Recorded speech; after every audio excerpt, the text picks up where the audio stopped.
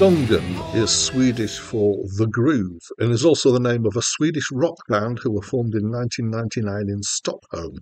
They are fronted by Gustav Eistes, or some other pronunciation, who sings, writes the songs, and in fact plays most of the instruments on their recordings. They have released 10 albums so far. Hi, my name's Dan. So this was the third album by the band, and it's my first encounter with them. So I've not heard this album before.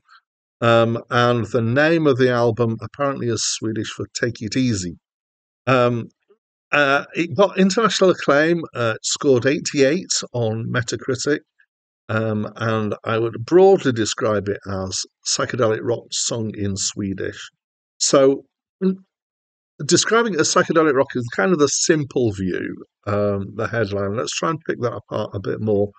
It's got quite a lot of it is this kind of psych rock sound, which is kind of loose-ish feel and kind of a very full rock sound. So it sounds like quite a bit of neo psychedelic stuff does in that. The harmonies and the music particularly make it feel like it's from the 60s. And in fact, when I first listened to it, so just a quick window into what I do generally, especially if I don't know something, is that I'll listen once, then read up, and then listen again. So I get a listen which is without the context. So I just hear it as a blind listening experience before I do some reading up. And at that point, I actually thought it was a 60s album. It was very much that kind of sound. It's got a kind of feel of improvisation going on at times. The drums, in particular, have quite a kind of jazz rock, kind of open feel. Well, often using an open hi hat, which makes a very splashy hi hat sound, which was or kind of famously done by Led Zeppelin's drummer. I want to say John Bonham. Um, and then guitar that's kind of noodling guitar often. It's kind of Jimi Hendrix like at times, have that kind of feel. It has the occasional bits of sound effects that make it sound more psychedelic. And then there's occasional other stuff. So particularly other instruments. So there's flutes, there's violins, there's the violins sound like it says fiddle on the credits, and I don't know if it's a standard violin or one or more Scandinavian fiddles, like a Stavanger fiddle. It starts with a kind of drums passage. There's bits with piano. There's a section that sounds like it's an old mellotron being played with using the flute sound, but it sounds like it's falling apart somewhat.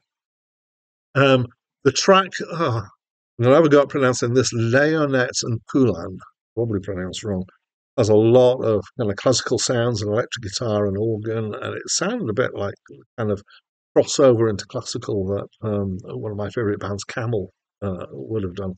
Um, and it sounds, the rocky bits sound like kind of, yeah, describe them as stoned out passages. It's got that kind of really it's rock, but it's got that looseness about it, and at times it feels almost space rock. It's got that kind of continuum feel about it. I have no idea what the songs are about. Just sung in Swedish. The singing's a little bit laboured.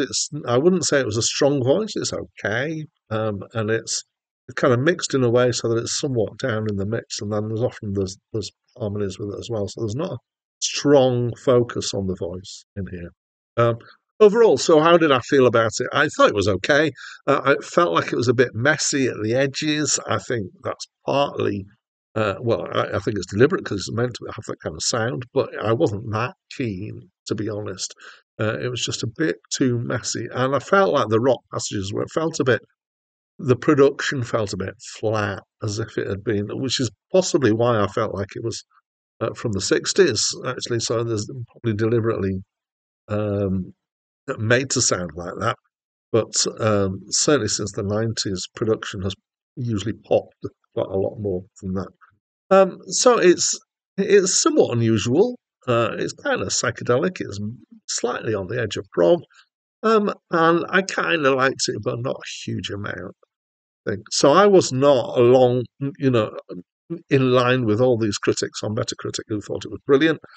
Um, I felt like it was tolerable, but I wasn't too taken with it. So I'd love to know what you think, as always. So please do let me know by leaving a comment, and I'm going to invite you as well. Why not tell me what score you would give this album as well. And that's it from me for now.